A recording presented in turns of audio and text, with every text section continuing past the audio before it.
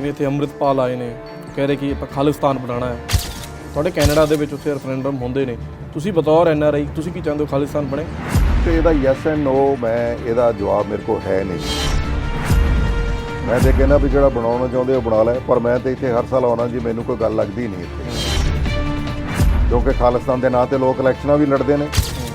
ਕੋਈ ਨਾ ਕੋਈ ਨਵਾਂ ਵਾਵਰੋਲਾ ਆਉਂਦਾ ਹੈ, ਕੋਈ ਨਵਾਂ ਥਾਟ ਆਉਂਦਾ, ਪਤਾ ਨਹੀਂ ਕਿੱਥੋਂ ਆਉਂਦੇ ਨੇ, ਕੀ ਕਰਦੇ ਨੇ, ਔਰ ਲੋਕ ਉਹਦੇ ਮਗਰ ਲੱਗਦੇ ਨੇ।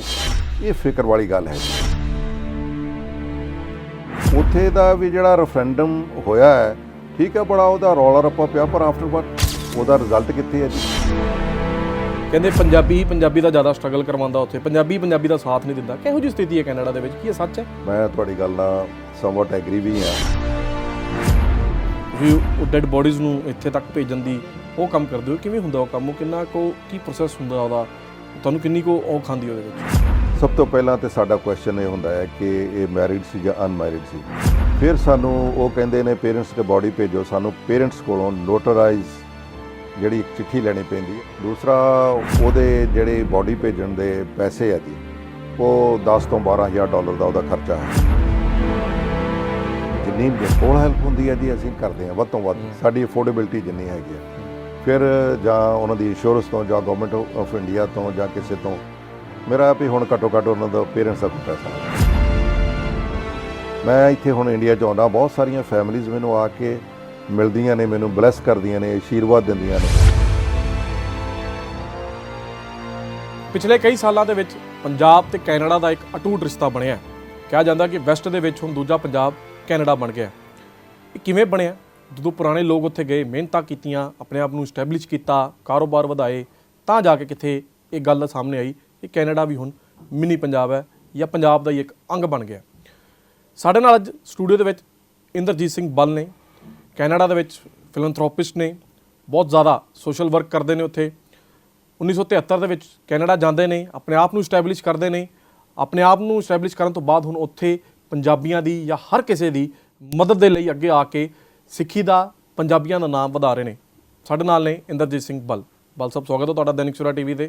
ਬਹੁਤ ਮਿਹਰਬਾਨੀ ਜੀ, ਥੈਂਕ ਯੂ। ਜਿਵੇਂ ਮੈਂ ਸ਼ੁਰੂਆਤ ਹੀ ਕੀਤੀ ਕਿ ਤੁਸੀਂ 1973 'ਚ ਉੱਥੇ ਗਏ ਔਰ ਹਾਂ ਬਿਲਕੁਲ ਜੀ, ਆਪਣੇ ਆਪ ਨੂੰ ਇਸਟੈਬਲਿਸ਼ ਕੀਤਾ ਔਰ ਫਿਲੈਂਥਰੋਪਿਸਟ ਤੁਸੀਂ ਹੈਗੇ। ਹੁਣ ਕਿਵੇਂ ਦੀ ਐਕਟੀਵਿਟੀਜ਼ ਨੇ ਬਤੌਰ ਫਿਲੈਂਥਰੋਪਿਸਟ? ਤੁਸੀਂ ਕੀ ਉੱਥੇ ਸੋਸ਼ਲ ਵਰਕ ਕਰ ਰਹੇ ਹੋ? ਮੈਂ ਚਾਹੁੰਦਾ ਕਿ ਤੁਸੀਂ ਆਪ ਹੀ ਆਪਣੇ ਆਪ ਤੇ ਚਾਨਣ ਪਾਓ। ਦੇਖੋ ਮਾਸ਼ੀ ਜੀ, 50 ਸਾਲ ਪਹਿਲਾਂ, ਮੈਨੂੰ ਅਗਲੇ ਮਹੀਨੇ 50 ਸਾਲ ਹੋ ਜਾਣਗੇ ਜੀ, ਤੇ 20 ਸਾਲ ਮੇਰੀ ਉਮਰ ਸੀ। ਤੇ ਜਿਵੇਂ ਅੱਜ ਵੀ ਬੱਚੇ ਜਾਂਦੇ ਨੇ ਅੱਛੀ ਰੋਜ਼ੀ ਰੋਟੀ ਦੀ ਭਾਲ ਦੇ ਵਿੱਚ, ਮੈਂ ਵੀ ਇਸ ਮੁਲਕ ਨੂੰ ਛੱਡ ਕੇ ਗਿਆ। 50 ਸਾਲ ਦਾ ਸਮਾਂ ਤੇ ਬਸ ਐਵੇਂ ਹੀ ਆਪਣੇ ਆਪ ਨੂੰ ਇਸਟੈਬਲਿਸ਼ ਕਰਦੇ ਹਾਂ, ਆਪਣੇ ਪਰਿਵਾਰ ਨੂੰ ਸਪੋਰਟ ਕਰਦੇ ਹਾਂ, ਆਪਣੇ ਭਾਈਚਾਰੇ ਨੂੰ, ਤੇ ਫਿਰ ਆਪਣੀ ਕਮਿਊਨਿਟੀ ਨੂੰ। ਤੇ ਇਹ 50 ਵਰੇ ਲੰਘ ਹੈ ਤੇ ਮੈਂ ਹੁਣ ਜ਼ਿੰਦਗੀ ਦੇ ਉਸ ਪੜਾਅ ਤੇ ਹਾਂ ਕਿ ਮੈਂ 70 ਵਰਿਆਂ ਦਾ ਹੋ ਗਿਆ ਜੀ, ਕਿ ਰਹਿੰਦੀ ਜਿਹੜੀ ਜ਼ਿੰਦਗੀ ਆ ਉਹ ਕੋਈ ਸੋਸ਼ਲ ਕੰਮਾਂ 'ਚ, ਕਮਿਊਨਿਟੀ ਹੈਲਪ ਦੇ ਵਿੱਚ। ਵੈਨ ਆਈ ਸੇ ਕਮਿਊਨਿਟੀ, ਸਾਰੇ ਇੰਡੀਅਨਸ ਭਾਈਚਾਰਾ, even the Canadian born because I'm a Canadian, ਉਹ ਮੇਰਾ ਭਾਈਚਾਰਾ ਹੈ ਜੀ। ਮੈਂ ਜਦੋਂ ਵੀ ਕਿਸੇ ਨੂੰ ਲੋੜ ਪੈਂਦੀ ਹੈ, ਮੈਂ ਦਿਨ ਰਾਤ ਹਮੇਸ਼ਾ ਉਹਨਾਂ ਦੀ ਸੇਵਾ ਦੇ, ਕਿਸੇ ਤਰ੍ਹਾਂ ਦਾ ਵੀ ਕੰਮ ਹੋਵੇ, ਉਹਨਾਂ ਦੇ ਦੁੱਖ ਦਾ ਕੰਮ ਹੋਵੇ, ਸੁੱਖ ਦਾ ਕੰਮ ਹੋਵੇ, ਕੋਈ ਪੋਲੀਟੀਕਲ ਹੋਵੇ, ਕੋਈ ਸੋਸ਼ਲ ਇਸ਼ੂਜ਼ ਹੋਵੇ, ਇੱਥੇ ਦੀਆਂ ਕੋਈ ਪ੍ਰੋਬਲਮਸ ਹੋਣ, ਉੱਥੇ ਦੀਆਂ ਹੋਣ ਜੀ, ਤੇ ਮੈਂ ਆਪਣੇ ਆਪ ਨੂੰ ਹਾਜ਼ਰ ਰੱਖਦਾ ਜੀ। ਕਿਸ ਤਰ੍ਹਾਂ ਦੀ ਸੋਸ਼ਲ ਐਕਟੀਵਿਟੀਜ਼ ਤੁਸੀਂ ਕਰਦੇ, ਥੋੜ੍ਹਾ ਜਿਹਾ ਦੱਸ ਸਕਦੇ ਹੋ? ਕਿਸ ਤਰ੍ਹਾਂ ਦੀ ਸੋਸ਼ਲ ਵਰਕ ਤੁਸੀਂ ਉੱਥੇ ਕੈਨੇਡਾ 'ਚ ਹੁਣ ਤੱਕ ਕਰਦੇ ਆਏ ਹੋ? Social work, blood donors drives ਕੀਤੀਆਂ ਜੀ, ਫੂਡ ਡਰਾਈਵਸ ਕੀਤੀਆਂ ਹੈਗੀਆਂ ਆ, ਔਰ ਪੋਲੀਟੀਕਲ ਜ਼ਿਆਦਾ ਮੇਰੀ ਇਨਵੋਲਵਮੈਂਟ ਰਹੀ ਆ। ਮੇਰਾ ਇਹ ਸੁਪਨਾ ਸੀ, ਕਿਉਂਕਿ ਜਦੋਂ ਮੈਂ ਫੇਸ ਕਰਦਾ ਸੀ ਇਹਨਾਂ ਗੱਲਾਂ ਨੂੰ ਉਸ ਮੁਲਕ ਵਿੱਚ ਜਾ ਕੇ, ਤੇ ਓਬਵੀਅਸਲੀ ਸਾਰੇ ਉੱਥੇ ਦੇ ਲੋਕ ਪੋਲੀਟੀਕਲ ਅਰੀਨੇ ਵਿੱਚ ਸਨ। ਤੇ ਜਿਉਂ-ਜਿਉਂ ਸਾਡੀ ਗਿਣਤੀ ਵਧਣੀ ਸ਼ੁਰੂ ਹੋਈ ਤੇ ਸਾਨੂੰ ਮਹਿਸੂਸ ਹੋਣ ਲੱਗਾ ਕਿ ਜਿਹੜੀਆਂ ਸਾਡੀਆਂ ਪ੍ਰੋਬਲਮਸ ਨੇ ਇੰਡੀਅਨਸ ਦੀਆਂ, ਉਹਨਾਂ ਨੂੰ ਇਹ ਸਮਝ ਨਹੀਂ ਰਹੇ। ਤੇ ਫਿਰ ਅਸੀਂ ਤਹਈਆ ਕੀਤਾ ਕਿ ਸਾਨੂੰ ਪੋਲੀਟੀਕਲੀ ਇਨਵੋਲਵ ਹੋਣਾ ਚਾਹੀਦਾ। ਸੋ ਇਸ ਦੀ ਸ਼ੁਰੂਆਤ ਤਕਰੀਬਨ 87-88 ਦੇ ਵਿੱਚ ਹੋਈ। ਤੇ ਅੱਜ ਮੈਂ ਸਮਝਦਾ ਕਿ ਸਾਡੇ ਕੋਲ ਮੈਂਬਰ ਪਾਰਲੀਮੈਂਟ ਤਿੰਨਾਂ ਪਾਰਟੀਆਂ ਦੇ ਵਿੱਚ 17-18 ਨੇ। ਇੱਕ ਵਾਰੀ ਤਾਂ ਇਹਨਾਂ ਦੀ ਗਿਣਤੀ 20 ਵੀ ਹੋ ਗਈ ਸੀ ਜੀ। ਕੈਨੇਡੀਅਨ ਪਾਰਲੀਮੈਂਟ ਦੇ ਵਿੱਚ ਪੰਜਾਬੀ ਜਿਹੜੀ ਲੈਂਗੁਏਜ ਬੋਲੀ ਜਾਣ ਵਾਲੀ ਤੀਸਰੇ ਨੰਬਰ ਦੀ ਬੋਲੀ, ਆਫਟਰ ਇੰਗਲਿਸ਼ ਐਂਡ ਫਰੈਂਚ। ਸੋ ਇਹਦੇ ਨੰਬਰ ਹੋਰ ਵੀ ਵਧਣਗੇ ਜੀ। ਵੱਖ-ਵੱਖ ਜਿਹੜੀਆਂ ਸੂਬਾਈ ਪਾਰਲੀਮੈਂਟਸ ਨੇ ਸੂਬਿਆਂ ਦੀ, ਉਹਨਾਂ ਵਿੱਚ ਵੀ ਬਹੁਤ MLAs ਬਣ ਰਹੇ ਨੇ, ਮਿਨਿਸਟਰ ਬਣ ਰਹੇ ਨੇ। ਕਈਆਂ ਸੂਬਿਆਂ 'ਚ ਅਸੀਂ ਉਹਨਾਂ ਨੂੰ MLA ਕਹਿੰਦੇ ਹਾਂ, ਕਈਆਂ 'ਚ MNA ਕਹਿੰਦੇ ਆ, ਕੁਬੈਕ ਦੇ ਵਿੱਚ, ਤੇ ਸਾਡੇ ਇੰਟੈਰੀਓ ਚ ਟੋਰਾਂਟੋ ਦੇ ਵਿੱਚ MPP member of the provincial parliament. So ਇਹ ਮੇਰੀ ਆਪਣੀ ਖੁਆਇਸ਼ ਹੈ ਕਿ ਸਾਡੀ ਕਮਿਊਨਿਟੀ ਨੇ ਜੇ ਤਰੱਕੀ ਕਰਨੀ ਹੈ ਕਿ 3 ਬਰਾਬਰ ਜਿਹੜੇ ਫੀਲਡਸ ਨੇ ਉਹਨਾਂ ਦੇ ਵਿੱਚ ਉਹਨਾਂ ਨੂੰ ਜਾਣਾ ਪਏਗਾ, ਕਿਉਂਕਿ ਬੀਇੰਗ ਮਿਨੋਰਟੀ ਅਸੀਂ ਇੱਥੇ ਮਿਨੋਰਟੀ ਹਾਂ ਤੇ ਵਿਜ਼ੀਬਲ ਮਿਨੋਰਟੀ ਹਾਂ। ਉਹਦੇ ਵਿੱਚ ਕੀ ਹੋਏਗਾ ਕਿ ਸਭ ਤੋਂ ਪਹਿਲਾਂ ਤੇ ਸਾਨੂੰ ਬਿਜ਼ਨਸ ਜਾਣਾ ਪਏਗਾ ਜੀ। ਮੈਂ ਐਨਕਰੇਜ ਕਰਦਾ ਲੋਕਾਂ ਨੂੰ ਕਿ ਬਿਜ਼ਨਸ ਸਟਾਰਟ ਕਰੋ, ਭਾਵੇਂ ਛੋਟੇ ਕੰਮ ਤੋਂ, ਬੇਸ਼ੱਕ convenience store, samosa sweet shop ਖੋਲ੍ਹ ਲਓ, ਕਾਰਨਰ ਸਟੋਰ ਖੋਲ੍ਹ ਲਓ, ਲੋਕ ਤੁਹਾਡੇ ਕੋਲ ਆਉਣਗੇ, ਉਹਨਾਂ ਨੂੰ ਪਤਾ ਹੈ ਕਿ ਇਹ ਬਿਜ਼ਨਸ ਕਰਦੀ ਹੈ ਕਮੇਟੀ। ਦੂਜਾ, ਐਕੈਡੈਮਿਕਲੀ ਵੱਧ ਤੋਂ ਵੱਧ ਐਜੂਕੇਸ਼ਨ ਬੱਚਿਆਂ ਨੂੰ ਦਿਓ। ਉਹ ਤੁਸੀਂ ਬੱਚੇ ਇੱਕ ਦਿਨ ਤੁਹਾਡੇ ਉਹ ਹਾਈਐਸਟ ਪੋਸਟ ਤੇ ਜਾ ਕੇ ਬਹਿਣਗੇ, ਉਸ ਟੇਬਲਸ ਤੇ ਬਹਿਣਗੇ ਜਿੱਥੇ ਫੈਸਲੇ ਕੌਮਾਂ ਦੇ ਕੀਤੇ ਜਾਂਦੇ ਆ, ਕਮਿਊਨਿਟੀਆਂ ਦੇ ਕੀਤੇ ਜਾਂਦੇ ਆ। ਔਰ ਤੀਸਰਾ, ਮੈਂ always encourage the people to get involve politically. ਹੁਣ ਉਹਦੇ ਵਿੱਚ ਕਾਫੀ ਹੱਦ ਤੱਕ ਮੈਂ ਸਕਸੈਸਫੁਲ ਵੀ ਰਿਹਾ, ਔਰ ਮੇਰਾ ਇਹ ਸੁਪਨਾ ਹੈ ਕਿ ਜਿੰਨੇ ਕੁ ਵਾਰੇ ਮੇਰੇ ਕੋਲ ਜ਼ਿੰਦਗੀ ਦੇ ਨੇ, ਸਾਡੇ ਹੋਰ ਬੱਚੇ ਮੈਂਬਰ ਪਾਰਲੀਮੈਂਟ ਬਣਨ ਤੇ MLA ਵਗੈਰਾ ਬਣਨ ਜੀ, ਇਨਵੋਲਵ ਹੋਣ ਪੋਲੀਟੀਕਲੀ। ਤੁਸੀਂ ਬੜੀ ਵੱਡੀ ਗੱਲ ਕਰ ਰਹੇ ਹੋ, ਤੁਸੀਂ ਦੱਸ ਰਹੇ ਹੋ, ਤੁਸੀਂ ਗਾਈਡ ਕਰ ਰਹੇ ਹੋ, ਮਾਰਗਦਰਸ਼ਨ ਕਰਨ ਵਾਲੀ ਇਸ ਵੇਲੇ ਤੁਸੀਂ ਸਥਿਤੀ ਤੇ ਹੈਗੇ ਹੋ। ਉਹ ਤਾਂ ਉਹ ਕਿਉਂਕਿ ਤੁਸੀਂ 1973 ਦੇ ਵਿੱਚ ਗਏ, ਆਪਣੇ ਆਪ ਨੂੰ ਸਟੈਬਲਿਸ਼ ਕੀਤਾ, ਤਾਂ ਹੁਣ ਤੁਸੀਂ ਦੱਸ ਸਕਦੇ ਹੋ ਕਿ ਸਾਨੂੰ ਕੀ ਚਾਹੀਦਾ, ਕੀ ਨਹੀਂ ਚਾਹੀਦਾ। ਮੈਂ ਤੁਹਾਡੇ ਅਗਲੀ ਐਕਟੀਵਿਟੀਜ਼ ਤੇ ਵੀ ਆਵਾਂਗਾ, ਪਰ ਕਿਵੇਂ ਦਾ ਸਫ਼ਰ 1973 'ਚ ਜਦੋਂ ਤੁਸੀਂ ਗਏ, ਕਿੰਨਾ ਔਖਾ ਸਫ਼ਰ ਸੀਗਾ? ਔਖਾ ਸੀ ਜੀ, ਬਹੁਤ ਔਖਾ ਸੀ।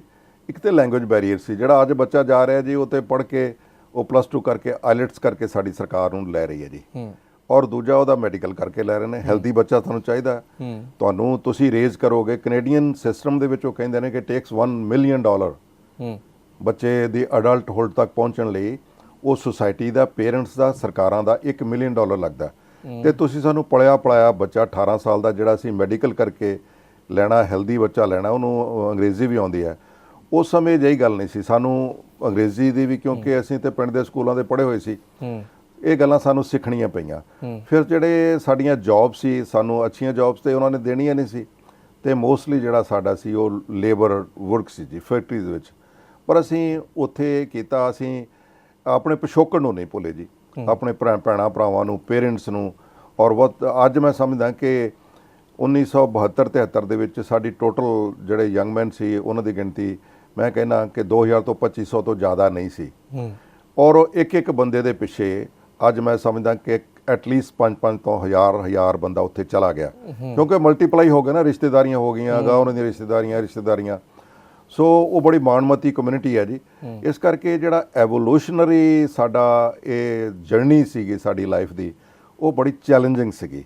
ਡਿਸਕ੍ਰਿਮੀਨੇਸ਼ਨ ਸੀ ਮਸ਼ੀ, ਤੇ ਡਿਸਕ੍ਰਿਮੀਨੇਸ਼ਨ ਬਹੁਤ ਵੱਡਾ ਸੀ ਜੀ। ਸਾਨੂੰ ਵੱਖ-ਵੱਖ ਨਾਵਾਂ ਦੇ ਨਾਲ ਪੁਕਾਰਿਆ ਜਾਂਦਾ ਸੀ। ਅਸੀਂ ਉਹ ਵੀ ਇਮੋਸ਼ਨਲੀ ਵੀ ਉਹ ਗੱਲਾਂ ਝੱਲੀਆਂ, ਪਰ ਅਸੀਂ ਯਾਦ ਹੈ ਤੁਹਾਨੂੰ ਕੀ ਹੁੰਦਾ ਸੀ ਉਸ ਵੇਲੇ ਹਾਲਾਤ? ਹਾਂ, ਉਹ ਨਾਂ ਪੁਕਾਰਦੇ ਸੀ ਜੀ, ਜਿਵੇਂ ਉਹ ਪਾਕੀਜ਼ ਆਮ ਕਹਿੰਦੇ ਸੀ ਵੀ ਪਾਕੀ ਕਰਦੇ ਬੰਦੇ ਉੱਥੋਂ ਆਏ ਨੇ। ਉਹਨਾਂ ਨੂੰ ਸੀ ਨਹੀਂ ਪਤਾ ਕਿ ਪਾਕਿਸਤਾਨ ਦਾ ਤੇ ਹਿੰਦੁਸਤਾਨ ਦਾ ਕੀ ਫ਼ਰਕ ਹੈ। ਪਾਕੀ ਐਕਚੁਅਲੀ ਕੋਈ ਬੈਡ ਵਰਡ ਤਾਂ ਨਹੀਂ ਹੈ, ਪਾਕੀ ਮੀਨਸ ਪਵਿੱਤਰ ਹੈ, ਪਰ ਉਹ ਸਾਨੂੰ ਚੜਾਉਣ ਵਾਸਤੇ, ਹਾਂਜੀ, ਪਹਿਲਾਂ ਉਹ ਹਿੰਦੂ ਕਰਿਆ ਕਰਦੇ ਸਨ, ਫਿਰ ਪਾਕੀ ਕਹਿਣ ਲੱਗ ਪਏ।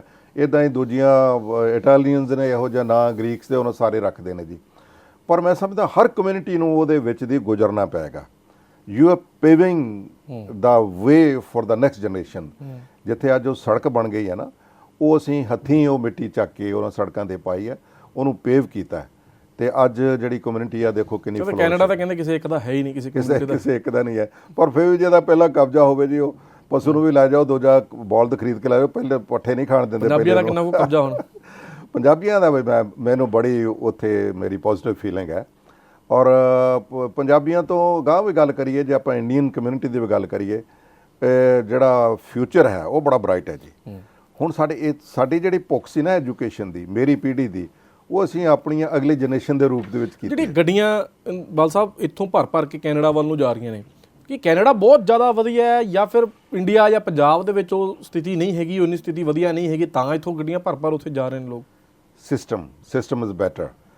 ਜਿਸ ਧਰਤੀ ਤੇ ਤੁਸੀਂ ਇੱਥੇ ਬੈਠੇ ਹੋ ਨਾ, ਆਪਾਂ ਪੰਜਾਬ ਦੀ ਗੱਲ ਕਰ ਦਈਏ, ਇਹਦੇ ਨਾਲ ਦੀ ਦੁਨੀਆ 'ਚ ਕੋਈ ਧਰਤੀ ਨਹੀਂ ਜੀ। I have been around 40 countries ਦੁਨੀਆ ਦੇ ਮੈਂ ਵਿੱਚ ਘੁੰਮਿਆ ਜੀ। ਕੋਈ ਧਰਤੀ ਨਹੀਂ ਇਹੋ ਜਿਹੀ। ਅੱਜ ਵੀ ਮੈਂ ਜਦੋਂ ਦੇਖਦਾ ਖੇਤਾਂ ਦੀ ਹਰਿਆਲੀ, ਤੇ ਸਾਲ ਦੇ ਵਿੱਚ ਜਿਵੇਂ ਕਿਸੇ ਨੂੰ ਮੋਤੀਆਂ ਦਾ, ਹੀਰੇ ਜਵਾਹਰਤ ਦਾ ਥਾਲ ਭਰ ਕੇ ਦੇ ਦਈਏ, ਕੁਦਰਤ ਤੁਹਾਨੂੰ ਐਵੇਂ ਦੇ ਰਹੀ ਹੈ।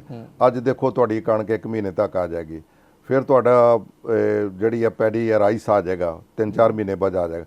ਇਸ ਤਰ੍ਹਾਂ ਦੀ ਧਰਤੀ ਕਿਤੇ ਨਹੀਂ, ਇਸ ਤਰ੍ਹਾਂ ਦੇ ਲੋਕ ਕਿਤੇ ਨਹੀਂ, ਇਸ ਤਰ੍ਹਾਂ ਦੇ ਲੋਕ ਮਿਹਨਤੀ। ਤੇ ਕਿਉਂ ਬਾਹਰ ਦਾ ਰੁਖ ਜ਼ਿਆਦਾ ਹੈ? ਸਿਸਟਮ ਤੋਂ ਤੰਗ ਆਏ ਨੇ, ਆਮ ਸੌਰੀ ਟੂ ਸੇ ਦੈਟ, ਇੱਥੇ ਜਿਹੜਾ ਸਿਸਟਮ ਤੋਂ ਤੰਗ ਆਏ ਨੇ, ਔਰ ਜਿਹੜੀ ਬਿਊਰੋਕ੍ਰੇਸੀ ਹੈ ਉਹਨਾਂ ਦੀ ਹੈਰਾਸਮੈਂਟ ਸਾਨੂੰ ਜ਼ਿਆਦਾ ਫੀਲ ਹੁੰਦੀ ਹੈ ਕਿ ਸਾਡੇ ਕੋਲ ਸਮਾਂ ਘੱਟ ਹੁੰਦਾ ਹੈ, ਔਰ ਇੱਥੇ ਵੀ ਲੋਕ ਕੰਪਲੇਂਟ ਕਰਦੇ ਨੇ। ਔਰ ਦੂਜਾ ਜੌਬ ਅਪਰਚੁਨਿਟੀਜ਼ ਤੁਸੀਂ ਰੋਕ ਨਹੀਂ ਸਕੋਗੇ। ਦਿਸ ਇਜ਼ ਐਨ ਐਵੋਲੂਸ਼ਨ, ਇਹ ਟ੍ਰਾਂਜੀਸ਼ਨ ਟਾਈਮ ਹੈ, ਇਹਨੂੰ ਕੋਈ ਵੀ ਨਹੀਂ ਰੋਕ ਸਕੇਗਾ, ਇਹਨੂੰ ਕੋਈ ਸਰਕਾਰ ਨਹੀਂ ਰੋਕ ਸਕੇਗੀ। ਨਵੀਂ ਸਰਕਾਰ ਬਣੀ ਹੈ, ਮੁੱਖ ਮੰਤਰੀ ਭਗਵੰਤ ਮਾਨ ਤੇ ਇਹ ਕਹਿੰਦੇ ਆਏ ਨੇ ਕਿ ਜਿਹੜੇ ਕੈਨੇਡਾ 'ਚ ਗਏ ਨੇ ਆਪਾਂ ਉਹਨਾਂ ਨੂੰ ਵਾਪਸ ਲੈ ਆਵਾਂਗੇ, ਇੱਥੇ ਆ ਸਕਦੇ ਨੇ। ਇਹ ਪੋਲੀਟੀਕਲ ਕਰੈਕਟ ਸਟੇਟਮੈਂਟ ਹੈ ਜੀ, ਪੋਲੀਟੀਕਲ ਸਟੇਟਮੈਂਟਸ ਨੇ। ਨਹੀਂ ਆਉਣਗੇ। ਕਿਉਂ ਆਉਣਗੇ? ਜਦੋਂ ਅਸੀਂ ਆਉਨੇ ਆ, ਸਾਡਾ ਜਦੋਂ ਸਿਸਟਮ ਨਾਲ ਵਾਹ ਪੈਂਦਾ ਹੈ ਔਰ ਉਹ ਸਾਨੂੰ ਇੱਥੇ ਬੜੀ ਤਕਲੀਫ ਹੁੰਦੀ ਹੈ ਜੀ। ਸਮਾਂ ਤੁਹਾਡੇ ਕੋਲ ਉਨਾ ਹੀ ਹੁੰਦਾ ਹੈ, ਤੇ ਜਿਹੜੇ ਦਫ਼ਤਰਾਂ ਵਿੱਚ ਬੈਠੇ ਨੇ ਉਹਨਾਂ ਨੂੰ ਪਤਾ ਇੰਨਾ ਹੀ ਸਮਾਂ ਆ, ਤੇ ਉਹ ਸਾਨੂੰ ਅਬਿਊਜ਼ ਕਰਦੇ ਨੇ, ਸਾਡੇ ਸਮੇਂ ਨੂੰ ਮਿਸਯੂਜ਼ ਕਰਦੇ ਨੇ। ਇੱਕ ਵਾਰੀ ਬੱਚਾ ਦੇਖੋ ਜੀ, ਪਿੰਡ ਦੇ ਵਿੱਚੋਂ ਜਲੰਧਰ ਸ਼ਹਿਰ ਆ ਗਿਆ ਨਾ, ਉਹਨੇ ਪਿੰਡ 'ਚ ਨਹੀਂ ਕਦੀ ਜਾਣਾ ਵਾਪਸ, ਤੇ ਜਲੰਧਰ ਤੋਂ ਜਿਹੜਾ ਦਿੱਲੀ ਚਲ ਗਿਆ ਉਹ ਜਲੰਧਰ ਵਾਪਸ ਨਹੀਂ ਆਇਆ। ਦਿੱਲੀ 'ਚੋਂ ਜਿਹਨੇ ਜਹਾਜ਼ ਪਕੜ ਲਿਆ ਉਹਨੇ ਵਾਪਸ ਨਹੀਂ। ਇਟਸ ਸੋ ਨੈਚੁਰਲ ਹੈ ਜੀ, ਇਹ ਤੇ ਐਵੋਲੂਸ਼ਨ ਹੈਗਾ, ਇਹ ਟ੍ਰਾਂਜੀਸ਼ਨ ਟਾਈਮ ਆ।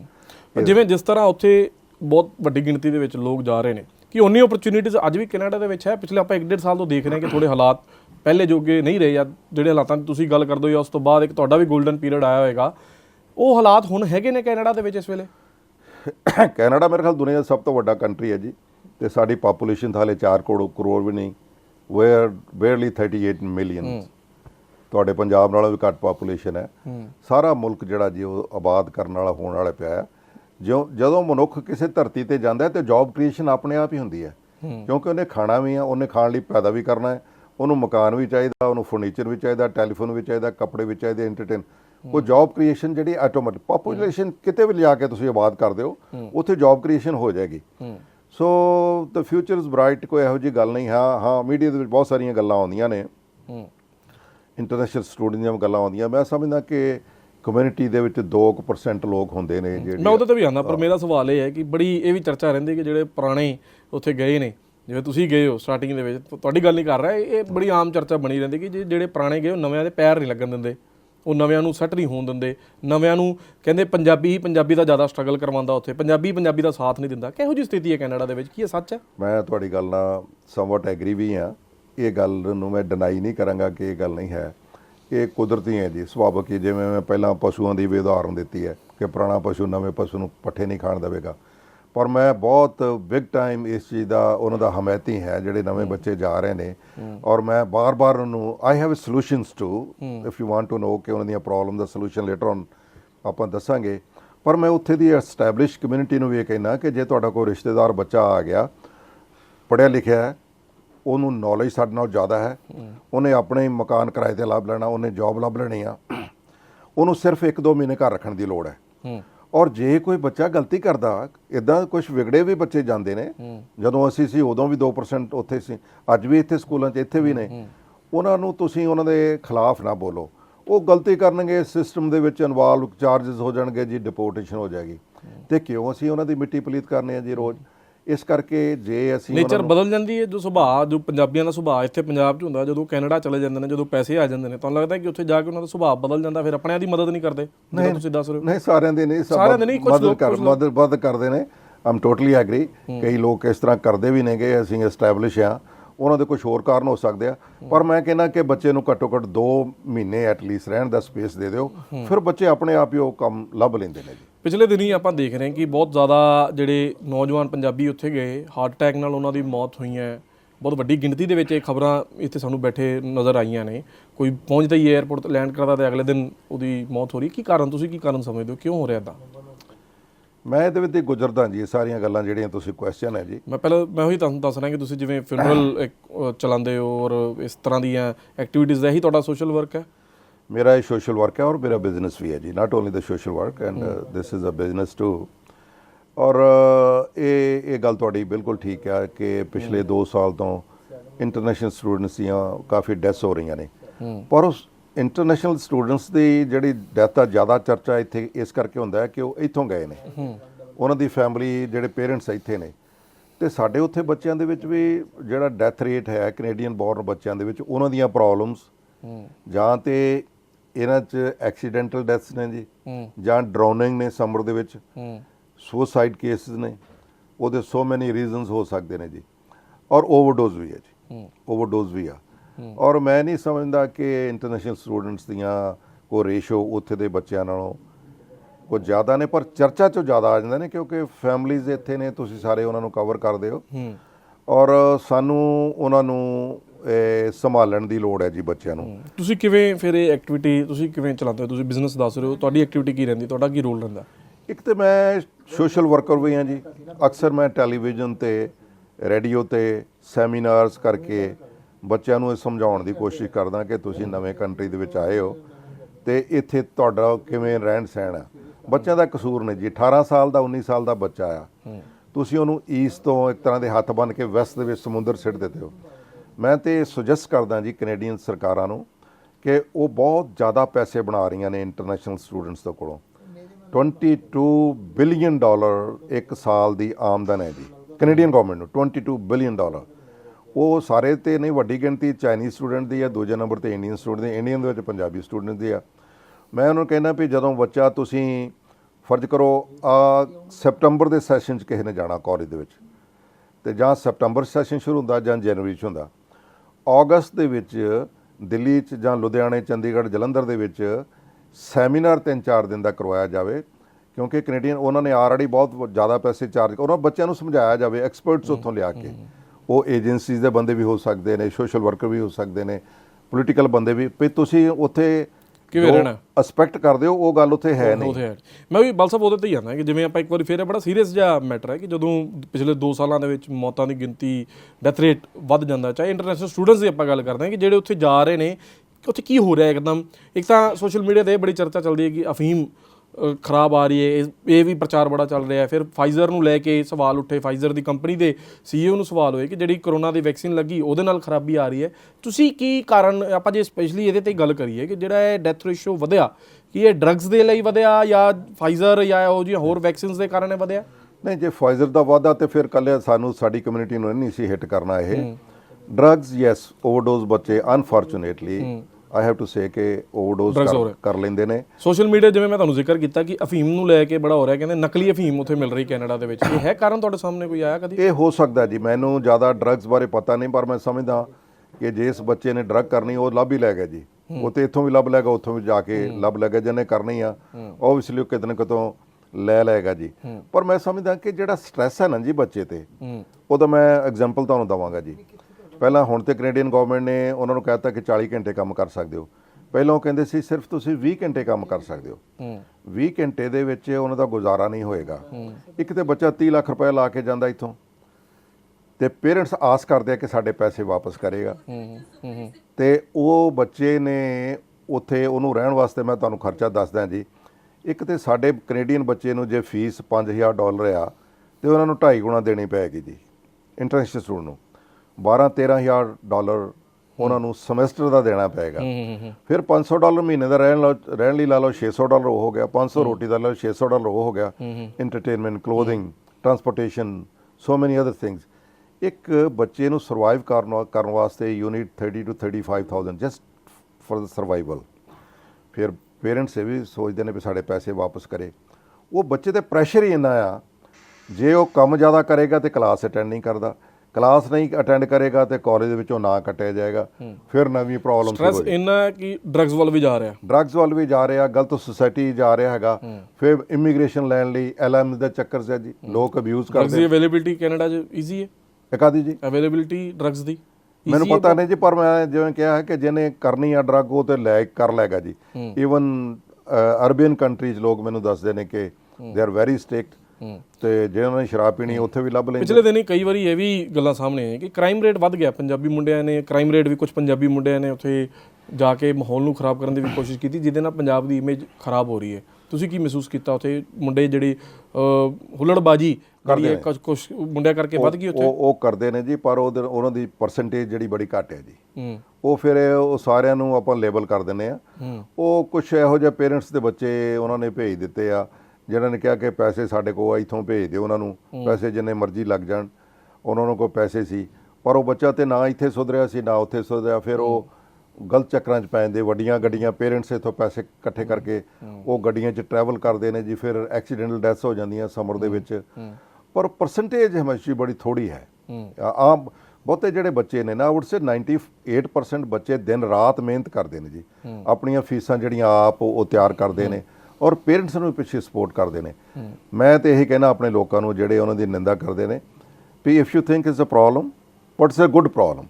ਜੇ ਪ੍ਰੋਬਲਮ ਮਹਿਸੂਸ ਕਰਦੇ ਹੋ, ਇਹ ਸਾਡੇ ਵਧੀਆ ਪ੍ਰੋਬਲਮ ਆ, ਸਾਡੇ ਥ੍ਰੈਸ਼ਹੋਲਡ ਤੇ ਬੱਚਾ ਆ ਗਿਆ, ਉਹਨੂੰ ਸਾਂਭਣ ਦੀ ਲੋੜ ਹੈ, ਉਹਨਾਂ ਨੂੰ ਦਰਕਾਰਨਾ ਨਹੀਂ। ਸਿਸਟਮ 'ਚ ਤੁਸੀਂ ਕੀ ਡਿਫਰੈਂਸ ਫੀਲ ਕਰਦੇ ਹੋ? ਤੁਸੀਂ ਪੋਲੀਟੀਕਲੀ ਵੀ ਐਕਟਿਵ ਹੋ, ਤੁਸੀਂ ਪੋਲਿਟਿਕਸ, ਕੈਨੇਡਾ ਦੀ ਪੋਲਿਟਿਕਸ ਔਰ ਪੰਜਾਬ ਦੀ ਜਾਂ ਇੰਡੀਆ ਦੀ ਪੋਲਿਟਿਕਸ 'ਚ ਕੀ ਡਿਫਰੈਂਸ ਮਹਿਸੂਸ ਕੀਤਾ ਕਿ ਕਿਉਂ ਉੱਥੇ ਸੈਟਲਮੈਂਟ ਜ਼ਿਆਦਾ ਹੋ ਰਹੀ, ਪੂਰੀ ਦੁਨੀਆ ਦੇ ਲੋਕ ਉੱਥੇ ਜਾ ਕੇ ਵਸ ਰਹੇ ਨੇ, ਔਰ ਜਿੱਥੇ ਤੁਸੀਂ ਕਹਿ ਰਹੇ ਹੋ ਕਿ ਧਰਤੀ ਨਹੀਂ ਵਧੀਆ ਤਾਂ ਵੀ ਇੱਥੇ ਹਾਲਾਤ ਉੱਦਾਂ ਦੇ ਨੇ? ਮੈਂ ਸਮਝਦਾ ਕਿ ਸਾਡੀ ਜਿਹੜੀ ਡੈਮੋਕ੍ਰੇਸੀ ਆ ਉਹ ਹਾਲੇ ਵੀ ਇਨਫੈਂਸੀ ਦੇ ਵਿੱਚ ਹੈ। ਬੇਅਰਲੀ 75-76 ਈਅਰ ਓਲਡ ਹੈਗੀ ਆ। ਉਹਨਾਂ ਲੋਕਾਂ ਦੇ ਵਿੱਚ ਵੀ ਇਹ ਪ੍ਰੋਬਲਮ ਸੀਗੀਆਂ। ਅੱਜ ਤੋਂ ਜਿਹੜੀਆਂ ਮੈਚਿਓਰ ਡੈਮੋਕ੍ਰੇਸੀਜ਼ ਨੇ, ਅਮਰੀਕਨ ਹਿਸਟਰੀ ਤੁਸੀਂ ਪੜ੍ਹ ਕੇ ਦੇਖ ਲਓ, ਕੈਨੇਡੀਅਨ ਹਿਸਟਰੀ, ਉਹ ਬੜੀ ਬਰੂਟਲ ਹੈ ਜੀ, ਬੜੀ ਵਾਇਲੈਂਟ ਹੈ। ਉਹ ਸਿਸਟਮ ਵੀ ਇਸ ਤਰ੍ਹਾਂ ਸੇ ਸੀ, ਪਰ ਇਲ ਟੇਕ ਸਮ ਟਾਈਮ। ਇੱਥੇ ਵੀ ਜਿਹੜੀ ਆ ਉਹ ਡੈਮੋਕ੍ਰੇਸੀ ਆਹਿਸਤਾ ਆਹਿਸਤਾ ਠੀਕ ਹੋਏਗੀ। ਉੱਥੋਂ ਉਹਨਾਂ ਨੇ ਇੱਕ ਸਿਸਟਮ ਐਸਟੈਬਲਿਸ਼ ਕਰ ਲਿਆ ਜੀ, ਉਹਦੇ ਵਿੱਚ ਬੰਦਾ ਢਲ ਜਾਂਦਾ। ਜਿੱਦਾਂ ਪਾਈਪਲਾਈਨ ਦੇ ਵਿੱਚ ਤੁਸੀਂ ਪਾਣੀ ਪਾ ਦਿਓ ਨਾ ਤਾਂ ਪਾਣੀ ਤੁਰਿਆ ਜਾਏਗਾ, ਬਾਹਰ ਨਹੀਂ ਨਿਕਲੇਗਾ। ਸਾਡੇ ਵੀ ਇਹ ਜਿਹੜਾ ਸਰਕਾਰਾਂ ਕੋਸ਼ਿਸ਼ ਕਰ ਰਹੀਆਂ ਨੇ, ਪਰ ਇਲ ਟੇਕ ਸਮ ਟਾਈਮ। ਸਰਕਾਰਾਂ ਦੇ ਨਾਲ ਨਾਲ ਜਿਵੇਂ ਇੱਥੇ ਅੰਮ੍ਰਿਤਪਾਲ ਆਏ ਨੇ, ਉਹ ਕਹਿ ਰਹੇ ਕਿ ਆਪਾਂ ਖਾਲਿਸਤਾਨ ਬਣਾਉਣਾ ਹੈ, ਤਾਂ ਸਿੱਖ ਰਾਜ ਬਣਾਵਾਂਗੇ ਤਾਂ ਜਿਹੜੇ ਹਾਲਾਤ ਨੇ ਉਹ ਸੁਧਰਨਗੇ। ਤੁਹਾਡੇ ਕੈਨੇਡਾ ਦੇ ਵਿੱਚ ਉੱਥੇ ਰੈਫਰੈਂਡਮ ਹੁੰਦੇ ਨੇ, ਤੁਸੀਂ ਬਤੌਰ NRI ਤੁਸੀਂ ਕੀ ਚਾਹੁੰਦੇ ਹੋ, ਖਾਲਿਸਤਾਨ ਬਣੇ? ਦੇਖੋ, ਇਹ ਤੇ ਡਾਇਰੈਕਟ ਇਹਦਾ ਯੈਸ ਐਂਡ ਨੋ ਮੈਂ ਇਹਦਾ ਜਵਾਬ ਮੇਰੇ ਕੋਲ ਹੈ ਨਹੀਂ। ਮੈਂ ਤੇ ਕਹਿੰਦਾ ਵੀ ਜਿਹੜਾ ਬਣਾਉਣਾ ਚਾਹੁੰਦੇ ਉਹ ਬਣਾ ਲੈ, ਪਰ ਮੈਂ ਤੇ ਇੱਥੇ ਹਰ ਸਾਲ ਆਉਣਾ ਜੀ, ਮੈਨੂੰ ਕੋਈ ਗੱਲ ਲੱਗਦੀ ਨਹੀਂ ਇੱਥੇ, ਕਿਉਂਕਿ ਖਾਲਿਸਤਾਨ ਦੇ ਨਾਂ ਤੇ ਲੋਕ ਇਲੈਕਸ਼ਨਾਂ ਵੀ ਲੜਦੇ ਨੇ। ਜਦੋਂ ਇਲੈਕਸ਼ਨ ਹੁੰਦੀਆਂ ਨੇ ਫੈਡਰਲ ਜਾਂ ਪ੍ਰੋਵਿੰਸ਼ੀਅਲ, ਤੇ ਲੋਕ ਵੋਟਾਂ ਪਾ ਦੇਣ, ਪਾਰਟੀਆਂ ਲੜਦੀਆਂ ਨੇ ਖਾਲਿਸਤਾਨ ਦੇ ਨਾਂ ਤੇ। ਪਰ ਜੋ ਪੰਜਾਬ ਦੇ ਹਾਲਾਤ ਇਸੇ ਤਰ੍ਹਾਂ ਹਰ 6 ਮਹੀਨੇ ਬਾਅਦ ਕੋਈ ਨਾ ਕੋਈ ਨਵਾਂ ਵਾਵਰੋਲਾ ਆਉਂਦਾ ਹੈ, ਕੋਈ ਨਵਾਂ ਥਾਟ ਆਉਂਦਾ, ਪਤਾ ਨਹੀਂ ਕਿੱਥੋਂ ਆਉਂਦੇ ਨੇ, ਕੀ ਕਰਦੇ ਨੇ, ਔਰ ਲੋਕ ਉਹਦੇ ਮਗਰ ਲੱਗਦੇ ਨੇ। ਇਹ ਫਿਕਰ ਵਾਲੀ ਗੱਲ ਹੈ ਜੀ। ਉੱਥੇ ਦਾ ਵੀ ਜਿਹੜਾ ਰੈਫਰੈਂਡਮ ਹੋਇਆ ਹੈ, ਠੀਕ ਹੈ, ਬੜਾ ਉਹਦਾ ਰੌਲਾ ਰੱਪਾ ਪਿਆ, ਪਰ ਆਫਟਰ ਵਟ ਉਹਦਾ ਰਿਜ਼ਲਟ ਕਿੱਥੇ ਹੈ ਜੀ? ਹੁਣ ਕੀ ਹੋ ਰਿਹਾ ਰੈਫਰੈਂਡਮ ਲੈ ਕੇ? ਕੀ ਐਕਟੀਵਿਟੀਆਂ ਉੱਥੇ? ਮੈਂ ਤੇ ਕੋਈ ਦੇਖੀਆਂ ਨਹੀਂ। ਜੋ ਰੈਫਰੈਂਡਮ ਤੇ ਹੋਇਆ ਬੜਾ ਜ਼ੋਰਾਂ ਸ਼ੋਰਾਂ ਨਾਲ ਹੋਇਆ। ਉਹ ਆਪੋ ਆਪਣੇ ਲੋਕਾਂ ਦੇ ਨੰਬਰਸ ਨੇ ਜੀ, ਇੰਨੀਆਂ ਵੋਟਾਂ ਪਈਆਂ, ਇੰਨੀਆਂ ਵੋਟਾਂ ਪਈਆਂ। ਔਰ ਉਹ ਫਿਰ ਮੇਰੇ ਤੇ ਕੋਈ ਕੁਐਸਚਨ ਹੁੰਦਾ ਜੀ ਕਿ ਉਹ ਵੋਟ ਜਿਹੜੇ ਬੈਲਟ ਬਾਕਸਿਸ ਨੇ ਉਹਨਾਂ ਦਾ ਹੁਣ ਕੀ ਕਰਨਾ ਜੀ? ਉਹ ਬੈਲਟ ਨੰਬਰਸ ਕਿੱਥੇ ਭੇਜਣੇ ਨੇ? ਹਾਂਜੀ, ਤੁਸੀਂ ਪੁਰਾਣੇ ਖੁੰਡ NRI ਤੁਸੀਂ ਇੱਥੇ ਆਪਸ 'ਚ ਬਹਿੰਦੇ ਹੋ, ਤੁਸੀਂ ਕੀ ਗੱਲਾਂ ਕਰਦੇ ਹੋ? ਜਿਹੜੀ ਕਹਿੰਦੇ ਉੱਥੋਂ ਹੀ ਫੰਡਿੰਗ ਹੁੰਦੀ ਹੈ ਸਾਰੀ, ਉੱਥੋਂ ਹੀ ਸਪੋਰਟ ਮਿਲਦੀ ਹੈ, ਉੱਥੋਂ ਹੀ ਇਹ ਲਹਿਰਾਂ ਉੱਠਦੀਆਂ ਨੇ ਕਿ ਖਾਲਿਸਤਾਨ ਬਣਾਇਆ ਜਾਵੇ, ਅਲੱਗ ਸੂਬਾ, ਅਲੱਗ ਰਾਜ ਚਾਹੀਦਾ, ਸਿੱਖ ਰਾਜ ਚਾਹੀਦਾ। ਤੁਸੀਂ ਪੁਰਾਣੇ NRI ਹੋ, ਜਦੋਂ ਤੁਸੀਂ ਆਪਣੇ ਦੋਸਤਾਂ ਮਿੱਤਰਾਂ 'ਚ ਬਹਿੰਦੇ ਹੋ, ਤੁਸੀਂ ਕਮਿਊਨਿਟੀ ਦੇ ਵਿੱਚ ਬਹਿੰਦੇ ਹੋ, ਤਾਂ ਕੀ ਹਾਲਾਤਾਂ ਦੀ ਚਰਚਾ ਕਰਦੇ ਹੋ? ਜਿਹੜੀ ਤੇ ਮੈਚੁਰ ਕਮਿਊਨਿਟੀ ਹੈ ਜੀ, ਜਿਨ੍ਹਾਂ ਨੇ 84 ਦਾ ਆਫਟਰਮਾਥ ਜਿਹੜੇ ਰਿਜ਼ਲਟ ਦੇਖੇ ਨੇ, ਉਹ ਤੇ ਨਹੀਂ ਜੀ ਇਹ ਗੱਲ ਕਰਦੇ। ਬਾਕੀ ਉੱਥੋਂ ਲਹਿਰਾਂ ਨਹੀਂ, ਲਹਿਰਾਂ ਤੇ ਇੱਥੇ ਤੁਹਾਡੇ ਹੀ ਚੱਲਦੀਆਂ ਨੇ। ਕਦੀ ਉਹ ਦੀਪ ਸਿੰਘ ਆ ਗਿਆ, ਕੋਈ ਉੱਥੇ ਆ ਗਿਆ, ਫੰਡ ਹੁੰਦੀ ਹੋਏਗੀ ਜੀ। ਮੇਰੇ ਕੋਲ ਉਹਦਾ ਕੋਈ ਪ੍ਰੂਫ ਨਹੀਂਗਾ। ਮੈਂ ਇਹੀ ਸਵਾਲ ਇਹੀ ਹੈ ਮੇਰਾ ਕਿ ਕੈਨੇਡਾ 'ਚ ਬੈਠ ਕੇ ਇਸ ਤਰ੍ਹਾਂ ਦੀ ਗੱਲਾਂ ਨਹੀਂ ਹੁੰਦੀਆਂ ਜਿਸ ਤਰ੍ਹਾਂ ਦੀ ਪਿਕਚਰ ਬਣਾਈ ਜਾਂਦੀ ਹੈ। ਹਾਂ, ਨਹੀਂ, ਉੱਥੋਂ ਦੀ ਲਹਿਰ ਆ ਰਹੀ ਹੈ। ਮੈਂ ਇੱਕ ਗੱਲ ਤੁਹਾਨੂੰ ਬੇਨਤੀ ਕਰਾਂ ਜੀ, ਵੀ ਲਾਈਫ ਇਜ਼ ਵੈਰੀ ਟਫ। ਉੱਥੇ ਘਰ ਤੁਸੀਂ ਖਰੀਦਦੇ ਹੋ ਤੇ ਤੁਸੀਂ ਜਿਹੜੀ ਮੌਰਗੇਜ ਉਹਦੇ ਘਰ ਤੇ ਲੈਂਦੇ ਆ, ਇਟ ਟੇਕਸ ਅਬਾਊਟ 35 ਇਅਰਸ ਤੁਹਾਡਾ ਘਰ ਬਣਨ ਨੂੰ। ਤੇ ਜੇ ਤੁਹਾਡੇ ਬੱਚੇ ਹੋ ਗਏ, ਜੇ ਉਹਨਾਂ ਯੂਨੀਵਰਸਿਟੀ ਵੀ ਜਾਣਾ, ਤੁਹਾਡਾ ਸਾਰੀਆਂ ਹੋਰ ਜਿਹੜੀਆਂ ਤੁਹਾਡੀਆਂ ਜ਼ਿੰਮੇਵਾਰੀਆਂ ਨੇ, ਤੇ ਫਿਰ ਬਈ ਫੰਡਿੰਗ ਕਰਨ ਨੂੰ ਮੈਨੂੰ ਤਾਂ ਪਤਾ ਨਹੀਂ ਵੀ ਲੋਕਾਂ ਕਿੱਥੋਂ ਪੈਸੇ ਹੋਣਗੇ, ਔਰ ਪਤਾ ਨਹੀਂ ਕੌਣ ਕਰਦਾ ਹੋਏਗਾ। ਹੋ ਸਕਦਾ ਕੋਈ ਇਹਦੇ ਵਿੱਚ ਇਨਵੋਲਵ ਇਹਦੇ ਅੱਗੇ ਪਿੱਛੇ ਹੋਵੇ, ਪਰ ਮੈਨੂੰ ਕੋਈ ਇੱਦਾਂ ਜ਼ਾਹਰੀ ਤੌਰ ਤੇ ਕੋਈ ਨਹੀਂ ਵੀ ਅਸੀਂ ਉੱਥੇ ਪੈਸੇ ਭੇਜ ਰਹੇ ਹਾਂ। ਪਰ ਮੈਨੂੰ ਕੋਈ ਲੱਗਦਾ ਨਹੀਂ ਜੀ। ਮੇਰਾ ਤੇ ਕੁਐਸਚਨ ਹੈ ਉਹਨਾਂ ਨੂੰ ਵੀ, ਸਾਡੇ ਮਿੱਤਰ ਵੀ ਨੇ ਕਈ ਵਿੱਚ, ਵੀ ਹੁਣ ਇਹਨਾਂ ਕਰਨਾ ਕੀ ਹੈ? ਵੋਟਾਂ ਦਾ, ਵੋਟਾਂ ਪੈ ਗਈਆਂ, ਹੁਣ ਕੀ ਕਰਨਾ ਹੈ? ਰੈਫਰੈਂਡਮ ਤੇ ਦੁਨੀਆ 'ਚ ਪਹਿਲਾਂ ਵੀ ਹੋਏ ਆ। ਯੂਨਾਈਟਿਡ ਨੇਸ਼ਨਸ ਨੇ ਵੀ ਕਿਹਾ ਕਿ ਮਰਦਮਸ਼ੁਮਾਰੀ ਕਰਾਓ, ਤੇ ਜੇ ਉਹ ਕਰ ਵੀ ਲੈਣ ਤੇ Indian democracy is big country. ਤੁਹਾਨੂੰ ਲੱਗਦਾ ਹੈ ਕਿ ਜਿਸ ਤਰ੍ਹਾਂ ਹੁਣ ਪੂਰੇ ਦੇਸ਼ ਦੇ ਵਿੱਚ ਚਰਚਾ ਹੋ ਰਹੀ ਹੈ ਕਿ ਪੰਜਾਬ ਦਾ ਮਾਹੌਲ ਠੀਕ ਨਹੀਂ ਹੈਗਾ, ਤੁਸੀਂ ਕੀ ਮਹਿਸੂਸ ਕਰਦੇ ਹੋ? ਤੁਸੀਂ ਇੱਥੇ ਆਏ ਹੋ, ਤੁਹਾਨੂੰ ਕੀ ਲੱਗ ਰਿਹਾ ਕਿ ਹੁਣ ਕਿੱਦਾਂ ਦਾ ਮਾਹੌਲ ਹੈ, ਜਾਂ ਆਉਣ ਵਾਲੇ ਸਮੇਂ ਦੇ ਵਿੱਚ ਤੁਹਾਨੂੰ ਲੱਗਦਾ ਕਿ ਖਰਾਬ ਹੋ ਜਾਂ ਠੀਕ ਹੋ ਸਕਦਾ? ਦੇਖੋ ਜੀ, ਮੈਨੂੰ ਆਮ ਜਿਹੜਾ ਜਨਜੀਵਨ ਆ ਰੋਜ਼ਾਨਾ, ਤੇ ਮੈਨੂੰ ਕੋਈ ਪ੍ਰੋਬਲਮ ਨਹੀਂ ਉੱਥੇ ਲੱਗਦੀ ਜੀ। ਪਰਸਨਲੀ ਨਾ ਤੇ ਮੈਨੂੰ ਕੋਈ ਪ੍ਰੋਬਲਮ ਆਉਂਦੀ ਹੈ, ਨਾ ਮੈਂ ਇਹ ਪਿੰਡ 'ਚ ਰਹਿਣ ਵਾਲਾ ਬੰਦਾ ਜੀ, ਨਾ ਤੇ ਉੱਥੇ ਕਿਸੇ ਨੂੰ ਕੋਈ ਪ੍ਰੋਬਲਮ ਹੈਗੀ ਆ। ਠੀਕ ਆ, ਲੋਕਾਂ ਨੂੰ ਦਫ਼ਤਰਾਂ ਦੇ ਵਿੱਚ ਪ੍ਰੋਬਲਮਸ ਨੇ, ਉਹਨਾਂ ਦੀਆਂ ਕੋਈ ਫਾਰਮਿੰਗ ਦੇ ਇਸ਼ੂ ਹੋ ਸਕਦੇ ਨੇ ਜਾਂ ਹੋਰ, ਪਰ ਇਹੋ ਜਿਹੀ ਕੋਈ ਗੱਲ ਨਹੀਂ। ਇੱਕ ਤੇ ਲੋਕਾਂ ਨੇ ਜਿਹੜਾ ਪਿਛਲੇ 2-3-4 ਦਹਾਕੇ ਤੋਂ ਦੇਖਿਆ ਨਾ ਜੀ, ਉਹ ਲੋਕ ਜਾਣਾ ਨਹੀਂ ਚਾਹੁੰਦੇ ਜੀ। ਉਹਨਾਂ ਦੇ ਬੱਚੇ ਬਾਹਰ ਜਾ ਰਹੇ ਨੇ, ਸੋ ਉਹ ਮੈਨੂੰ ਸਮਝ ਨਹੀਂ ਆਉਂਦੀ ਜੀ ਵੀ ਇਹ ਗੱਲਾਂ ਕਿੱਥੋਂ ਸ਼ੁਰੂ ਹੁੰਦੀਆਂ, ਕਿੱਥੇ ਆਉਂਦੀਆਂ, ਕੌਣ ਇਹ ਬੰਦੇ, ਕਿੱਥੋਂ ਆਏ ਜੀ, ਕੀ ਕਹਿ ਰਹੇ ਨੇ। ਖਾਸ ਕਰਕੇ ਆ ਜਿਹੜਾ ਇਸ਼ੂ ਲੇਟਲੀ ਹੋਇਆ ਅਜਨਾਲੇ ਦੇ ਵਿੱਚ, ਤੇ ਜਿੰਨੇ ਵੀ ਸਿਆਣੇ ਬੰਦੇ ਨੇ ਉਹਨਾਂ ਨੇ ਇਸ ਚੀਜ਼ ਨੂੰ ਅੱਛਾ ਨਹੀਂ ਸਮਝਿਆ ਕਿ ਗੁਰੂ ਗ੍ਰੰਥ ਸਾਹਿਬ ਦੇ ਬੀੜ ਨੂੰ ਅੱਗੇ ਲੈ ਕੇ ਜਾਇਆ ਜਾਵੇ। ਇਸੇ ਤਰ੍ਹਾਂ ਤੇ ਫਿਰ ਉਹ ਤੇ ਪ੍ਰੋਬਲਮਸ ਕ੍ਰੀਏਟ ਕਰਨ ਵਾਲੀ ਗੱਲ ਹੋ ਗਈ ਮੇਰੇ ਹਿਸਾਬ ਨਾਲ ਜੀ। ਉਹ ਤੇ ਅੱਛਾ ਕੀਤਾ ਜੀ। ਮੈਂ ਉਹਨਾਂ ਨੂੰ ਕਮੈਂਡ ਕਰਾਂਗਾ ਪੁਲਿਸ ਆਫਿਸਰਸ ਨੂੰ, ਜਿਨ੍ਹਾਂ ਨੇ ਸਤਿਕਾਰ ਕੀਤਾ ਹੈ, ਜਿਨ੍ਹਾਂ ਨੇ ਉਹ ਆਪਣੀ ਕੁੱਟ ਵੀ ਖਾ ਲਈ ਆ, ਪਰ ਉਹਨਾਂ ਅੱਗੇ ਪਰ ਹੈ ਤੇ ਇਸ ਤਰ੍ਹਾਂ ਹੀ ਹੈ। ਜੇ ਆਪਾਂ ਇਸ ਤਰ੍ਹਾਂ ਹੀ ਜਾ ਕੇ ਅਨਰੈਸਟ ਪੈਦਾ ਕੀਤੀ ਫਿਰ ਪ੍ਰੋਬਲਮ ਤੇ ਕ੍ਰੀਏਟ ਹੋ ਸਕਦੀ ਹੈ ਜੀ। ਆਖਰੀ ਸਵਾਲ, ਜਿਵੇਂ ਮੈਂ ਸ਼ੁਰੂਆਤ 'ਚ ਦੱਸਿਆ ਕਿ ਤੁਸੀਂ ਸੋਸ਼ਲ ਵਰਕ ਕਰ ਰਹੇ ਹੋ, ਜਿਵੇਂ ਆਪਾਂ ਜ਼ਿਕਰ ਕੀਤਾ ਕਿ ਬਹੁਤ ਜ਼ਿਆਦਾ ਮੌਤਾਂ ਦੀ ਗਿਣਤੀ ਉੱਥੇ ਨੌਜਵਾਨਾਂ ਦੀ ਵੱਧ ਗਈ ਹੈ ਜਿਹੜੇ ਇੱਥੋਂ ਦੀ ਉੱਥੇ ਜਾਂਦੇ ਨੇ, ਤੁਸੀਂ ਦੱਸਿਆ ਕਿ ਤੁਸੀਂ ਉਹ ਡੈਡ ਬੋਡੀਜ਼ ਨੂੰ ਇੱਥੇ ਤੱਕ ਭੇਜਣ ਦੀ ਉਹ ਕੰਮ ਕਰਦੇ ਹੋ। ਕਿਵੇਂ ਹੁੰਦਾ ਉਹ ਕੰਮ, ਉਹ ਕਿੰਨਾ ਕੁ ਕੀ ਪ੍ਰੋਸੈਸ ਹੁੰਦਾ ਉਹਦਾ, ਤੁਹਾਨੂੰ ਕਿੰਨੀ ਕੁ ਉਹ ਖਾਂਦੀ ਉਹਦੇ ਵਿੱਚ? ਬਹੁਤ ਪੇਨਫੁਲ ਹੈ ਜੀ, ਬਹੁਤ ਪੇਨਫੁਲ ਆ। ਪਹਿਲੀ ਗੱਲ ਤੇ ਜਦੋਂ ਸਾਡੇ ਕੋਲ ਇਹ ਖਬਰ ਕੋਈ ਆਉਂਦੀ ਆ ਤੇ ਉਹ ਓਬਵੀਅਸਲੀ ਉਹਨਾਂ ਦੇ ਜਿਹੜੇ ਯੰਗ ਸਟੂਡੈਂਟਸ ਮਿੱਤਰ ਨੇ 20-21 ਸਾਲ ਦੇ, ਜਿਨ੍ਹਾਂ ਨੇ ਕਦੀ ਡੈਥ ਐਕਸਪੀਰੀਅੰਸ ਹੋਇਆ ਹੀ ਨਹੀਂ, ਉਹ ਸਾਨੂੰ ਆ ਕੇ ਦੱਸਦੇ ਨੇ ਜੀ। ਸਭ ਤੋਂ ਪਹਿਲਾਂ ਤੇ ਸਾਡਾ ਕੁਐਸਚਨ ਇਹ ਹੁੰਦਾ ਹੈ ਕਿ ਇਹ ਮੈਰਿਡ ਸੀ ਜਾਂ ਅਨਮੈਰਿਡ ਸੀ। ਸੋ ਉਹ ਸਾਰੇ ਅਨਮੈਰਿਡ ਹੀ ਨੇ। ਫਿਰ ਸਾਨੂੰ ਉਹ ਕਹਿੰਦੇ ਨੇ ਪੇਰੈਂਟਸ ਕੇ ਬੋਡੀ ਭੇਜੋ। ਸਾਨੂੰ ਪੇਰੈਂਟਸ ਕੋਲੋਂ ਨੋਟਰਾਈਜ਼ ਜਿਹੜੀ ਇੱਕ ਚਿੱਠੀ ਲੈਣੀ ਪੈਂਦੀ ਹੈ, ਉਹ ਕਿਸੇ ਨੂੰ ਉੱਥੇ ਅਪਾਇੰਟ ਕਰਨ ਜਿਹੜਾ ਇਸ ਬੋਡੀ ਭੇਜਣ ਨੂੰ, ਕਿਉਂਕਿ ਸਾਡੇ ਸਾਹਮਣੇ ਬੰਦਾ ਬੈਠਾ ਹੋਣਾ ਚਾਹੀਦਾ ਜੀ। ਸੈਕੰਡ ਇਸ਼ੂ ਇਹ ਹੁੰਦਾ ਹੈ ਕਿ ਯੰਗ ਬੱਚਾ ਇੱਕ ਚਲਾ ਗਿਆ ਜੀ, ਇੱਕ ਦੋ ਬੱਚੇ ਨੇ। ਦੂਸਰਾ ਉਹਦੇ ਜਿਹੜੇ ਬੋਡੀ ਭੇਜਣ ਦੇ ਪੈਸੇ ਆ ਜੀ, ਉਹ 10 ਤੋਂ 12 ਹਜ਼ਾਰ ਡਾਲਰ ਦਾ ਉਹਦਾ ਖਰਚਾ ਹੈ। ਫਿਰ ਉਹਨੂੰ ਬੱਚਿਆਂ ਨੂੰ ਗਾਈਡ ਕਰੀਦਾ ਹੈ ਜੀ, ਉਹ ਜਾਂ ਤੇ ਗੋ ਫੰਡ ਮੀ ਤੇ ਜਾ ਕੇ ਉਹ ਫੰਡ ਰੇਜ਼ ਕਰ ਲੈਂਦੇ ਨੇ। Community is very generous. ਤੇ ਜੇ ਕੁਝ ਵੀ ਨਾ ਹੋਵੇ, ਪਹਿਲਾਂ ਤੇ ਜੇ ਸਟੂਡੈਂਟ ਇਨਰੋਲਡ ਹੈ ਕਾਲਜ ਦੇ ਵਿੱਚ ਤੇ ਉਹਨਾਂ ਦੀ ਇੰਸ਼ੋਰੈਂਸ ਹੈ, ਉਹ ਅਸੀਂ ਇੰਸ਼ੋਰੈਂਸ ਨਾਲ ਡੀਲ ਕਰ ਲੈਂਦੇ ਹਾਂ। ਜੇ ਕੁਝ ਵੀ ਕਿਤੇੋਂ ਹੈਲਪ ਨਾ ਹੋਵੇ ਤੇ ਫਿਰ ਮੈਂ ਹਮੇਸ਼ਾ ਹੀ ਜਿਹੜਾ ਸਾਡਾ ਕੌਂਸਲਰ ਜਨਰਲ ਟੋਰਾਂਟੋ ਹੈ ਜੀ, ਉਹ ਦੇ ਆਰ ਵੈਰੀ ਜਨਰਸ। ਉਹਨਾਂ ਨੇ ਅੱਜ ਤੱਕ ਨਾ ਹੀ ਨਹੀਂ ਸਾਨੂੰ ਕਦੀ ਕੀਤੀ ਜੀ। ਬਹੁਤ ਸਾਰੀਆਂ ਬੋਡੀਜ਼ ਮੈਂ ਉੱਥੋਂ ਭੇਜਦਾ ਹਾਂ ਜੀ, ਔਰ ਉਹਨਾਂ ਨੂੰ ਫਿਰ ਗਾਈਡ ਕਰ ਦਿੱਤਾ ਜੀ ਕਿ ਉਹ ਬੱਚੇ ਦੇ ਪੇਰੈਂਟਸ ਨੂੰ ਕਹੋ ਕਿ ਇੱਕ ਈਮੇਲ ਕੌਂਸਲਰ ਜਨਰਲ ਨੂੰ ਲਿਖ ਦਿਓ, ਔਰ ਉਹ 99% ਉਹ ਹੈਲਪ ਕਰਦੇ ਨੇ। ਕਿੰਨਾ ਫਿਰ ਕਿੰਨੇ ਡੇਜ਼ ਦਾ ਪ੍ਰੋਸੈਸ ਹੁੰਦਾ ਹੈ ਜਦੋਂ ਕਿਸੇ ਦੀ ਮੌਤ ਹੁੰਦੀ ਹੈ ਉਹ ਬੋਡੀ ਨੂੰ ਇੱਥੇ ਭੇਜਦੇ? ਵੈਰੀ ਗੁੱਡ ਕੁਐਸਚਨ ਜੀ। ਇਹ ਤੁਹਾਡੇ ਮਾਧਿਅਮ ਥਰੂ ਮੈਂ ਦੱਸਣਾ ਚਾਹਾਂਗਾ ਕਿ ਮੈਨੂੰ ਪਤਾ ਕਿ ਬੜੀ ਪੇਨਫੁਲ ਸਿਚੁਏਸ਼ਨ ਪੀਰੀਅਡ ਹੁੰਦਾ। ਉਹ ਪੇਰੈਂਟਸ ਨੂੰ ਹੁੰਦਾ ਵੀ ਚਲੋ ਬੱਚਾ ਨਹੀਂ ਰਿਹਾ ਤੇ ਬੱਚੇ ਦੀ ਬੋਡੀ ਭੇਜਿਆ, ਪਰ ਵੀ ਹੈਵ ਪ੍ਰੋਸੈਸ ਹੈ ਜੀ, ਪ੍ਰੋਸੀਜਰ ਵੀ ਹੈਵ ਟੂ ਫਾਲੋ ਦੈਟ। ਉੱਥੇ ਦੇ ਕਾਨੂੰਨਸ ਨੇ ਜੀ। ਪਹਿਲੀ ਗੱਲ ਤੇ ਜਦੋਂ ਇੱਦਾਂ ਦੀ ਅਨਫੋਰਚੂਨੇਟ ਡੈਥ ਹੁੰਦੀ, ਬੋਡੀ ਗੋਜ਼ ਫਾਰ ਅਟੋਪਸੀ, ਪੋਸਟਮਾਰਟਮ ਲਈ ਜਾਂਦੀ ਹੈ। ਜਦੋਂ ਸਾਡੇ ਕੋਲ 3-4 ਦਿਨ ਬਾਅਦ ਮਿਲਦੀ ਹੈ ਜੀ, ਉਹਦੇ ਨਾਲ ਫਿਰ ਕਾਜ਼ ਆਫ ਡੈਥ ਆਉਂਦਾ। ਫਿਰ ਅਸੀਂ ਡੈਥ ਸਰਟੀਫਿਕੇਟ ਅਪਲਾਈ ਕਰਨਾ, hard copy. It takes about 3 days, 72 hours ਵਿੱਚ ਆਉਂਦੀ ਆ।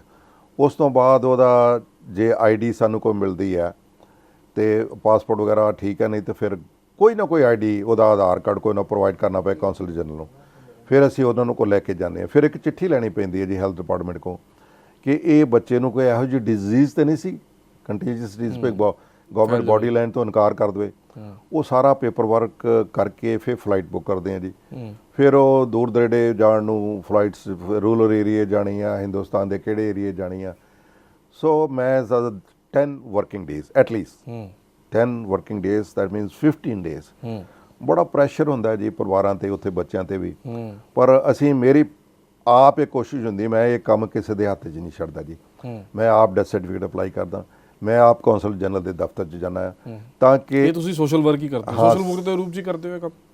ਨਹੀਂ, ਸਾਡੀ ਬਿਜ਼ਨਸ ਵੀ ਆ, ਪਰ ਮੈਂ ਹਾਲੇ ਸਾਡੇ ਕੋਲ ਬਹੁਤ ਵੱਡਾ ਸਟਾਫ ਹੈ ਜੀ, 25-30 ਉੱਥੇ ਸਟਾਫਰਸ ਕੰਮ ਕਰਦੇ ਨੇ। ਪਰ ਮੈਂ ਆਪ ਇਸ ਕਰਕੇ ਕਰਦਾ, ਇੱਕ ਤੇ ਮੈਂ ਮੈਚਿਓਰ ਆ ਲਾਈਫ ਦੇ ਵਿੱਚ, ਤੇ ਦੂਸਰਾ ਇਹ ਆ ਕਿ ਇੱਕ ਦਿਨ ਵੀ ਜੇ ਬੱਚਾ ਕੋਈ ਸਟਾਫ ਛੁੱਟੀ ਤੇ ਚਲ ਗਿਆ, ਉਹ ਕਹਿੰਦੇ ਨੇ ਜੀ ਅਸੀਂ ਕੱਲ੍ਹ ਨੂੰ ਚੱਲ ਜਾਵਾਂਗੇ, ਡਾਕਟਰਸ ਅਪਾਇੰਟਮੈਂਟ ਹੈ ਦੱਸਣ, ਮੈਂ ਕਿਹਾ ਨਹੀਂ, ਇੱਕ ਦਿਨ ਵੀ ਲੇਟ ਨਹੀਂ ਹੋਣਾ ਚਾਹੀਦਾ। ਮੈਂ ਇੱਥੇ ਹੁਣ ਇੰਡੀਆ 'ਚ ਆਉਂਦਾ, ਬਹੁਤ ਸਾਰੀਆਂ ਫੈਮਿਲੀਜ਼ ਮੈਨੂੰ ਆ ਕੇ ਮਿਲਦੀਆਂ ਨੇ, ਮੈਨੂੰ ਬਲੈਸ ਕਰਦੀਆਂ ਨੇ, ਆਸ਼ੀਰਵਾਦ ਦਿੰਦੀਆਂ ਨੇ ਵੀ ਚਲੋ ਘੱਟੋ ਘੱਟ ਤੁਸੀਂ ਸਾਡੇ ਬੱਚੇ ਦੀ ਬੋਡੀ ਬੜੇ ਅੱਛੇ ਤਰੀਕੇ ਨਾਲ। ਫੋਰ ਇੰਸਟੈਂਸ ਆ ਜਿਹੜੀ ਪਿਛਲੇ ਫਰਵਰੀ ਦੇ ਵਿੱਚ ਇੱਕ ਐਕਸੀਡੈਂਟ ਹੋ ਗਿਆ ਸੀ, 5 ਬੋਡੀਜ਼, ਉਹ ਬੱਚੇ ਦੀ ਡੈਥ ਹੋ ਗਈ ਸੀ ਜੀ। ਉਹ 5 ਬੋਡੀਜ਼ ਮੈਂ ਉੱਥੇ ਲਿਆਈਆਂ ਪੋਸਟਮਾਰਟਮ ਤੋਂ ਬਾਅਦ। ਉਹਨਾਂ ਦੇ ਸਾਰਾ ਡਰੈਸਅਪ ਕੀਤਾ ਜੀ, ਇੱਕ ਤਰ੍ਹਾਂ ਦੇ ਸੂਟ, ਔਰ ਉਹਦਾ ਫੈਮਿਲੀ ਦਾ ਕੋਈ ਪੈਸਾ ਨਹੀਂ ਲੱਗਣ ਦਿੱਤਾ। ਜਿੰਨੀ ਮੇਰੇ ਕੋਲ ਹੈਲਪ ਹੁੰਦੀ ਹੈ ਜੀ ਅਸੀਂ ਕਰਦੇ ਹਾਂ ਵੱਧ ਤੋਂ ਵੱਧ, ਸਾਡੀ ਅਫੋਰਡੇਬਿਲਟੀ ਜਿੰਨੀ ਹੈਗੀ ਆ। ਫਿਰ ਜਾਂ ਉਹਨਾਂ ਦੀ ਇੰਸ਼ੋਰੈਂਸ ਤੋਂ ਜਾਂ ਗਵਰਨਮੈਂਟ ਆਫ ਇੰਡੀਆ ਤੋਂ ਜਾਂ ਕਿਸੇ ਤੋਂ ਮੇਰਾ ਵੀ ਹੁਣ ਘੱਟੋ ਘੱਟ ਉਹਨਾਂ ਦਾ ਪੇਰੈਂਟਸ ਦਾ ਕੋਈ ਪੈਸਾ ਨਾ ਲੱਗੇ। ਬਹੁਤ ਵਧੀਆ ਕੰਮ ਕਰ ਰਹੇ ਹੋ ਤੁਸੀਂ, ਧੰਨਵਾਦ ਸਾਡੇ ਨਾਲ ਗੱਲ ਬਹੁਤ ਮਿਹਰਬਾਨੀ, thank you so much, nice to have you. Inderjit Singh Bal Canada ਦੇ ਵਿੱਚ ਬਿਜ਼ਨਸਮੈਨ ਨੇ ਔਰ ਸੋਸ਼ਲ ਵਰਕ ਵੀ ਕਰ ਰਹੇ ਨੇ, ਜਿਵੇਂ ਦੱਸ ਰਹੇ ਨੇ ਕਿ ਕੈਨੇਡਾ ਔਰ ਪੰਜਾਬ ਦੇ ਹਾਲਾਤ ਇਸ ਵੇਲੇ ਕੀ ਨੇ ਔਰ ਅੱਗੇ ਜਾ ਕੇ ਕੈਨੇਡਾ ਦੇ ਹਾਲਾਤ ਕਿਵੇਂ ਪੰਜਾਬੀ ਹੋਰ ਜ਼ਿਆਦਾ ਵਧੀਆ ਬਿਹਤਰ ਕਰ ਸਕਦੇ ਨੇ ਔਰ ਪੰਜਾਬ 'ਚ ਕੀ ਜ਼ਰੂਰਤ ਹੈ, ਇਹ ਸਾਰੇ ਇਹਨਾਂ ਨੇ ਸਾਨੂੰ ਅੱਜ ਆਪਣੇ ਸ਼ਬਦਾਂ ਦੇ ਰਾਹੀਂ ਦੱਸਿਆ। ਇਸੇ ਤਰ੍ਹਾਂ ਹਰ ਦਿਨ ਤੁਹਾਡੇ ਨਾਲ ਕਿਸੇ ਨਾ ਕਿਸੇ ਵੱਡੇ ਸ਼ਖਸੀਅਤ ਦੀ ਮੁਲਾਕਾਤ ਕਰਾਉਂਦੇ ਰਵਾਂਗੇ। ਦੇਖਦੇ ਰਹੋ ਦੈਨਿਕ ਸਵੇਰਾ TV।